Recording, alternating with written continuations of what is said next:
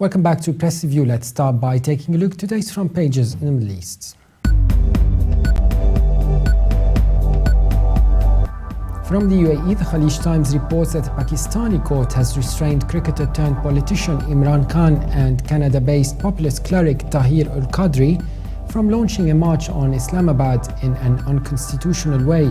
The paper also reports that an ever more isolated Nouri al-Maliki again protested his removal as Iraqi Prime Minister, as his former sponsor in Iran publicly endorsed a successor who many in Baghdad hope can halt the advance of militants.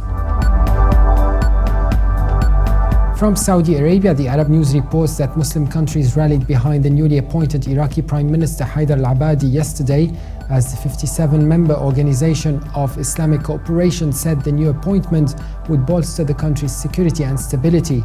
The paper also reports that GCC countries have pledged to take a unified stance to combat the deadly Ebola virus by training health officials and making use of regional facilities to diagnose and treat such diseases within the kingdom.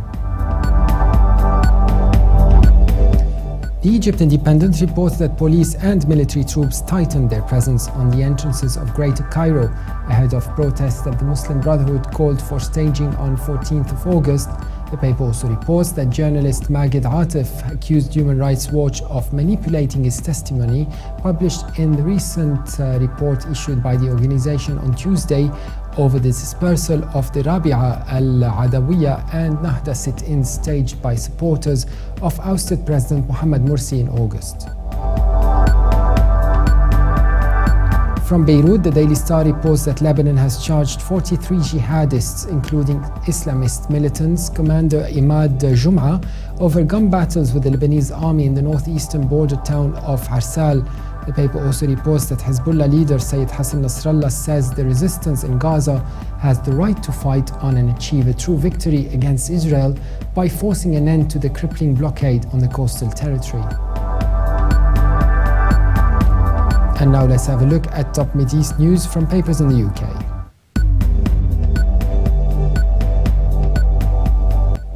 The Telegraph reports that Israel and Palestinian factions negotiating in Cairo have agreed to extend the truce for 5 more days to allow them to reach a lasting agreement to end the fighting in Gaza. The paper says Azzam Ahmed, a senior Fatah official, told reporters after a day of intense talks mediated by Egyptian intelligence that the Palestinians hope to reach a final deal in the coming weeks with Arab and international backing.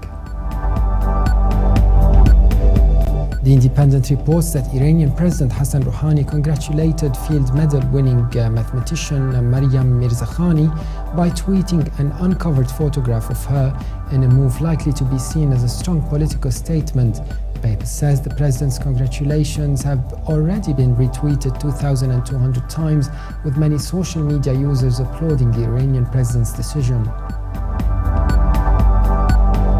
The Guardian reports that the US and Britain are stepping back from launching a risky military mission to rescue thousands of Iraqis stranded on Mount Sinjar after special forces on the ground found that their condition was better than expected.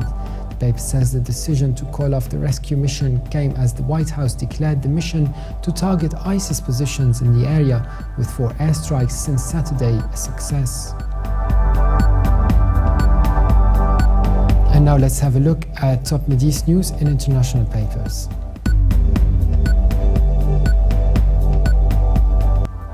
From Germany, the Deutsche Welle reports that a Palestinian teenager has been propelled to newfound fame by live tweeting events in the Gaza Strip.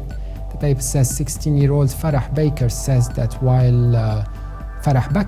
that while Western media shows a bias towards Israel, she is also heartened by the sheer amount of coverage they have given to the current unrest in the 360 square kilometer strip of land. And finally, from China, the Global Times reports that Israel Defense Forces struck targets in Gaza in response to rocket fire from the strip hitting southern Israel. The attack came shortly after the announcement of a 120-hour truce extension between Israel and Hamas in Cairo. And for more updates, visit our website levant.tv. Thanks for watching and bye for now.